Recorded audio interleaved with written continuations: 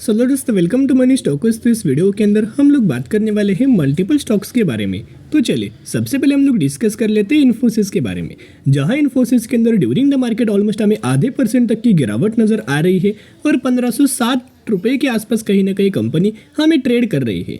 कहीं ना कहीं अगर आप देखोगे तो जो लोग इस चैनल को डेली फॉलो करते हैं उनको पता है कि कल के दिन हमने वीडियोस के अंदर इन्फोसिस के बारे में आपके साथ टेक्निकल चार्ट पैटर्न्स के बारे में शेयर किया था, जहां एक कंपनी के अंदर एक बहुत अच्छा खासा पैटर्न हमें फॉलो हुआ है, बहुत अच्छा खासा ब्रेकआउट दिया गया है। लेकिन ऐसी बात नहीं कि डायरेक्टली कंपनी के अंदर तेजी आएगा, कंपनी रॉकेट होगा। धीरे धीरे करके प्राइस एक्शन क्रिएट करके धीरे धीरे करके इन्फोसिस के अंदर आपको तेजी नजर आ सकती है। अभी बेसिकली हमने एक अपडेट्स आपके साथ शेयर किया था कि जो 1.5 बिलियन डॉलर का जो बहुत बड़ा डील था, यानी कि 12,000 करोड़ का बहुत बड़ा जो डील हमें नज़र आया हुआ था इन्फोसिस की, जो एक दूसरे के साथ पार्टनरशिप हुआ था, एक यूएस बेस्ड कंपनी था, तो उस कंपनी के द्वारा ये डील हमें टर्मिनेट किया गया था। उसी वक्त हमने आपके साथ बोला था कि अगर इन्फोसिस गिरता है ना तो ये निवेश करने का सही मौका बन सकता है।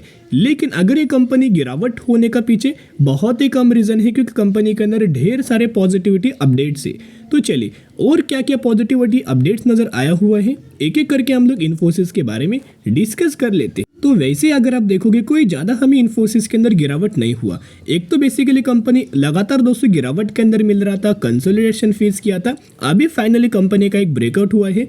तो अभी दोस्तों कोई ज़्यादा सोचने की ज़रूरत नहीं है। अगर अपने इन्फोसिस के अंदर खरीदारी किया है ना तो बहुत ही जल्द कंपनी ये टारगेट्स हमें अचीव कर पाएगा। और ब्रोकरेज फर्म के द्वारा सबसे पहला टारगेट हमें 1650 रुपये तक का इन्फोसिस के अंदर दिया गया है।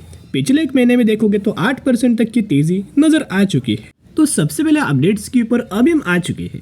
तो यह जैसे कि आपको बताएं कि इन्फोसिस लिमिटेड जो कंपनी इंडियन स्टॉक मार्केट के अंदर तो लिस्टेड है, वैसे ही न्यूयॉर्क स्टॉक एक्सचेंज के अंदर, यूरोपियन मार्केट के अंदर एज वेल एज नैस्डैक के अंदर भी इन्फोसिस लिमिटेड ये कंपनी लिस्टेड है, जिसका नाम है इन्फोसिस एडीआर। तो इन्फोसिस एडीआर के अंदर अगर आप देखोगे लगातार हमें इन्फोसिस एडीआर के अंदर तेजी के ऊपर तेजी, रैली के ऊपर रैली आ रही है। उसी तरीके से इन्फोसिस एडीआर कौन से इंडाइसेस के अंदर लिस्टेड है, ये नैस्डैक के अंदर लिस्टेड है। तो नैस्डैक के भी अंदर लगातार दोस्तों परफॉर्मेंस देखोगे ना तो मोमेंटम हमें अप ट्रेंडिंग मात्रा में मूव हो रहा है।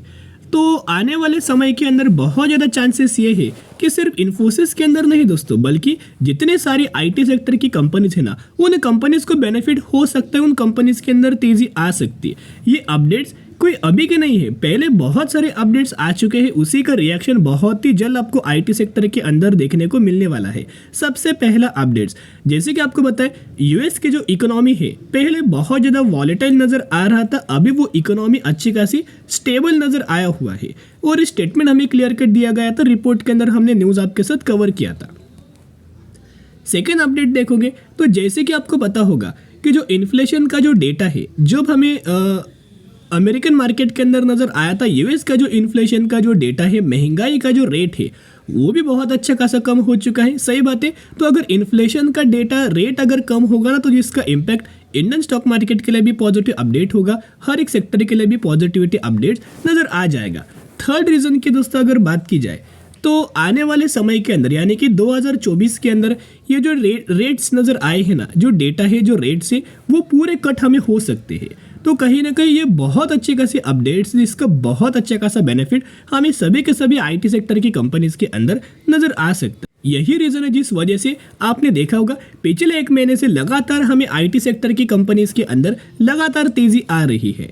एक और डेटा दोस्तों आप नोट करना कि कहीं ना कहीं आने वाले समय के अंदर ये अपडेट्स बहुत ही जल्द आ सकता है। जेफरीज के द्वारा, ब्रोकरेज फर्म के द्वारा ये मानना है कि बहुत ही जल्द हमें एक तो इन्फोसिस के अंदर या फिर विप्रो के अंदर बायबैक यहाँ कंपनी के द्वारा घोषित किया जा सकता है। यानी कि कहीं ना कहीं दोस्तों अगर आप देखोगे ये कंपनीज के अंदर आपने देखा होगा कोई ज़्यादा रिकवरी नज़र नहीं आई, विप्रो के अंदर देखोगे तो कोई ज़्यादा रैली भी नज़र नहीं आई।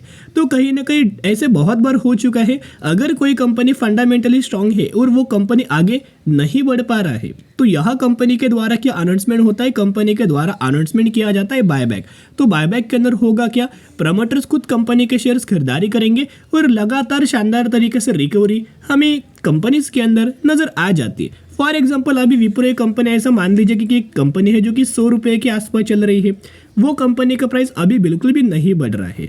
तो कंपनी का प्राइस कैसा बढ़ेगा? बायबैक अगर अनाउंसमेंट होता है तो बायबैक हमेशा प्रीमियम प्राइस के ऊपर लाया जाता है। तो बायबैक दोस्तों लाया जाएगा 150 रुपये के आसपास। तो जो 100 रुपये वाली कंपनी होगा ना, वो धीरे धीरे करके आगे बढ़ेगा, तेजी आएगा और 150 रुपये तक का टारगेट अचीव कर देगा। तो जिसके द्वारा दोस्तों इसके लिए भी आप प्रिपेयर हो सकते हो। दोनों कंपनी में से जो भी कंपनी आपको पसंद आए ना, उन कंपनीज के अंदर करंटली बाइंग करने का सही मौका है, निवेश करने का सही मौका नजर आ रहा है। एक बार दोस्तों ये मौका अभी आपको मिल रहा है, लेकिन आने वाले फ्यूचर में नहीं मिलने वाला। बहुत ही जल्दी कंपनी का प्राइस इन्फोसिस अगर आप देखोगे तो 1800 से 1900 रुपये तक का टारगेट अचीव कर देगा और विप्रो ऑलमोस्ट हमें 650 से लेके 700 रुपये तक का लेवल्स, हमें बहुत ही अच्छे खासे लेवल्स हमें लॉन्ग टर्म बेसिस के ऊपर ये अच्छी खासी अचीव कर पाएगा। कहीं ना कहीं इसका मेन रीजन क्या क्या है कि लगातार अगर आप देखोगे ना, तो एफआईएस के द्वारा, डीआईएस के द्वारा और म्यूचुअल फंड्स के द्वारा लगातार बहुत बड़ा माल हमें बाइंग किया जा रहा है। ये डेटा अगर आप देखोगे तो एफआईएस के द्वारा खरीदारी है, डीआईएस का भी दोस्तों डेटा देखोगे तो डीआईएस के द्वारा खरीदारी बहुत अच्छी खासी नजर आई है।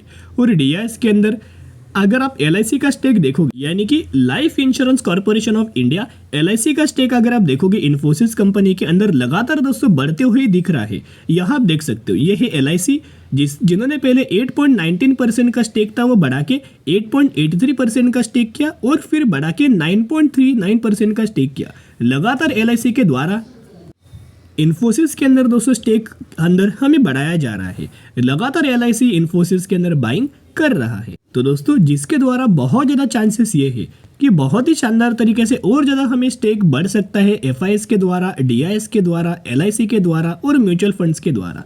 अगर आप आज के दिन का डिलीवरी बेस देखोगे, यानी कि ड्यूरिंग द मार्केट में आपके साथ ये डेटा शेयर कर रहा हूँ, ये जो डेटा है ना ऑलमोस्ट हमें 2 बजे के आसपास दोस्तों ये डेटा अपडेटेड हो चुका है। तो 2 बजे है अभी तक दोस्तों, मार्केट 1.5 घंटा बाकी है मार्केट क्लोज होने के लिए। तो कहीं ना कहीं अगर आप देखोगे तो ऑलमोस्ट हमें 62% तक के डिलीवरीज हुआ है। तो दोस्तों समझ सकते हो इन्फोसिस जैसी fundamental strong company, large cap category वाली कंपनीज के अंदर हर एक दिन बहुत बड़ा बड़ा स्टेक खरीदारी किया जा रहा है। अभी भी मैं दोस्तों मैं आपके साथ वही शेयर करना चाहूँगा कि इसके अंदर रिटेलर्स की कोई ज़्यादा खरीदारी नहीं होता। इसके अंदर एफआईएस बहुत बड़ा माल बाइंग कर रहे हैं, डीआईएस बहुत बड़ा माल बाइंग कर रहे हैं, उसके साथ साथ म्यूचुअल फंड्स के द्वारा भी बहुत बड़ा माल दोस्तों करंटली हमें बाइंग किया जा रहा है, जिसका डेटा अगले महीने में आपके साथ शेयर करूंगा जब भी ये अपडेट होगा। अभी जैन 2024 के अंदर हमें दिसंबर महीने का डेटा मिलेगा, तो वो दिसंबर महीने का डेटा के अंदर अगर आप देखोगे ना तो चौंक जाओगे, बहुत ज़्यादा म्यूचुअल फंड्स के द्वारा माल हमें खरीदारी किया होगा। और करंटली ब्रोकरेज फर्म के द्वारा, एनालिस्ट के द्वारा हमें 2 कंपनीज के अंदर दोस्तों बहुत अच्छा खासा बाइंग रिकमेंडेशन दिया गया है। तो इन एनालिस्ट का मानना है कि हमें इन्फोसिस के अंदर और कॉर्फोज इंडिया के अंदर लिमिटेड के अंदर बहुत अच्छा खासा बाइंग करने का मौका है और ये आने वाले सालों में जितना भी डिमांड है ना, ये कंपनी हमें फुलफिल कर सकता है। तो जिसके द्वारा जो भी आपको ब्रोकरेज फर्म डाउनग्रेड करता है ना, उनके ऊपर विश्वास नहीं रखना है, उनके ऊपर फोकस नहीं करना है। आप कंपनी के ऊपर फोकस करना, इनके बिजनेस के ऊपर फोकस करना और एक्टिविटी चेकआउट करते रहना। वो एक्टिविटीज़ मैं भी आपके साथ शेयर करूंगा, जैसे कि एफआईएस की एक्टिविटी, डीआईएस की एक्टिविटी, म्यूचुअल फंड्स की एक्टिविटी, कि ये लोग क्या कर रहे हैं। सभी चीज़ें अगर आप देखोगे, अगर इनका बहुत बड़ा स्टेक अगर बढ़ता है ना, तो आप समझ सकते हो कि यस और ज़्यादा शेयर्स हम लोग खरीदारी कर सकते हैं, कॉन्फिडेंस आपका बिल्ड हो सकता है और लंबे समय के लिए आप ये डेटा देख के होल्ड कर सकते हो। और आने वाले सालों में यानी कि 2024 के अंदर तो बहुत ज़्यादा चांसेस है कि कहीं ना कहीं कंपनीज के अंदर आपको बायबैक मिल सकता है। अभी हम बात करने वाले हैं आयरेडा कंपनी के बारे में, जहां ड्यूरिंग द मार्केट इसके अंदर भी देखोगे तो ऑलमोस्ट हमें 3% तक की गिरावट हो रही है। यानी कि गिरावट के अंदर कंपनी ट्रेड कर रहा है, 97 रुपीज़ के आसपास ट्रेड कर रहा है।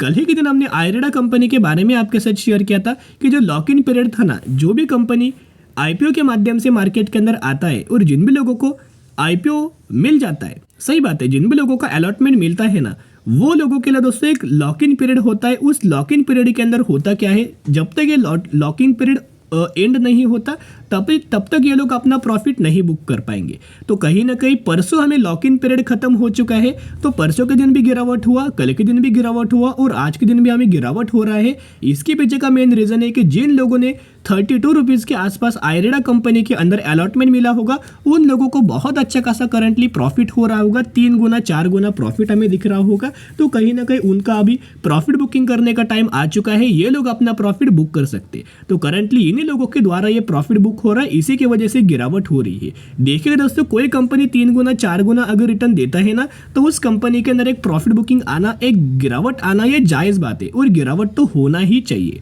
तो कहीं ना कहीं अभी फ्रेश पोजीशन क्रिएट करने की जरूरत नहीं है और ज्यादा दोस्तों कंपनी के अंदर वेट एंड वॉच करना। अभी क्या है ना, कंपनी गिरावट के अंदर मिलेगा, फिर कंसोलिडेट करेगा, उसके बाद आप निवेश करने की कोशिश कर। और देखते देखते अगर आप देखोगे तो टॉप से लेके करंट प्राइस तक कंपेयर करेंगे तो ऑलमोस्ट अभी कंपनी हमें 13% की गिरावट के अंदर ट्रेड कर रही है। लेकिन हमें आयरेडा के अंदर एक बहुत अच्छा खासा पॉजिटिव अपडेट्स आया है। रिसेंटली कंपनी के द्वारा 1000 करोड़ का एक बहुत बड़ा फंड रेज हमें किया गया है और 4 से 5 दिनों पहले भी कंपनी के द्वारा 500 करोड़ का एक बहुत बड़ा फंड रेज किया गया था। तो जो भी कंपनी फंड रेज करता है ना, उन कंपनीज के अंदर बहुत ज़्यादा पॉजिटिविटी अपडेट्स होता है और कंपनी के अंदर हमें तेजी नजर आती। लेकिन ऑलरेडी हमें आयरेडा कंपनी के अंदर तेजी नजर आया हुआ है, तो जिसकी वजह से ये कोई पॉजिटिव इंपैक्ट हमें आयरेडा कंपनी के अंदर नजर नहीं आ रहा। अभी यहाँ देखोगे तो एनालिस्ट का क्या क्या मानना है। बेसिकली इनका मानना था कि कंपनी का 98 रुपीज़ के आसपास हमें सपोर्ट लेवल नजर आ रहा है, लेकिन करंटली क्या है ना, कंपनी ने सपोर्ट लेवल ब्रेकडाउन किया है। तो कहीं ना कहीं अभी फिर से कंपनी आपको 85 से लेकर 90 रुपीज़ के आसपास नजर आ सकता है, ऐसा इस रिपोर्ट के अंदर हमें मेंशन किया गया है। यानी कि 85 रुपीज़ से लेकर 90 रुपीज़ के आसपास हमें कंपनी गिरावट के अंदर मिल सकता है। लेकिन एक बार ये फिर कंपनी 110 रुपये का लेवल्स अगर ऊपर क्रॉस करता है ना, जो कि एक रेजिस्टेंस लेवल है, फिर डायरेक्टली आपको ये कंपनी 130 रुपये के आसपास मिल सकता है। ऑलमोस्ट इस कंपनी का टारगेट 130 रुपये के आसपास हमें दिया गया है। तो दोस्तों आयरेडा कंपनी बहुत अच्छा है, फंडामेंटली कंपनी स्ट्रांग है। बेसिकली ये कंपनी क्या करता है ना, clean energy, green energy, renewable energy वाली कंपनीज को ये कंपनी फाइनेंस प्रोवाइड करता है और ऊपर से एक गवर्नमेंट ओन कंपनी है। तो आप समझ सकते हो आने वाले सालों में कितना शानदार तरीके से गवर्नमेंट का प्लान चल रहा है रिन्यूएबल एनर्जी को बूस्ट करने के लिए, क्योंकि आने वाले सालों में इनका मानना है कि 2025 तक जो अल्टरनेटिव सोर्स ऑफ पावर क्या है दोस्तों, रिन्यूएबल एनर्जी। तो अभी आने वाले 2025 तक ये क्या करने वाले हैं, 50% से भी ज़्यादा का कैपेसिटी से ये पावर जनरेशन करने वाले हैं 50% के आसपास। तो ये बहुत अच्छी खासी जंप है, जिसका बहुत अच्छा खासा बेनिफिट आयरेडा कंपनी को लंबे समय के अंदर मिलने वाला है। लेकिन क्या है ना, एक प्रॉफिट बुकिंग करंटली हो रहा है, तो अच्छा खासा प्रॉफिट बुकिंग होने दीजिएगा। जब ये कंपनी 95 रुपये से नीचे चला जाने लगेगा, उस समय आप फिर इस कंपनी के अंदर SIP करना स्टार्ट कर सकते हो, buy on D strategy apply करना स्टार्ट कर सकते हो। फिलहाल में वेट एंड वॉच करना। अभी हम बात करने वाले हैं अगली कंपनी के बारे में, Shri Oswal seeds and chemicals के बारे में, जो कि 950% तक का रिटर्न हमें दे चुका है और 60 रुपये के आसपास ये कंपनी ट्रेड कर रहा है। बहुत अच्छा खासा कंपनी है, फंडामेंटली कंपनी बहुत ज़्यादा स्ट्रांग है। लेकिन ये वही कंपनी जिस कंपनी ने 1:5 रेशियो का बोनस का अनाउंसमेंट किया है, तो जिसके बदले 5 के बदले 1 शेयर ये कंपनी देने वाली है। तो जरूर कंपनी के बारे में स्टडी करना, एनालिसिस करना और उसके बाद निवेश करने की कोशिश कर सकते हो। तो चलो दोस्तों, आज के लिए इतने। अगर आपको वीडियो पसंद है जरूर वीडियो को लाइक और चैनल को सब्सक्राइब कर सकते हो। फिर मिलेंगे, बाय।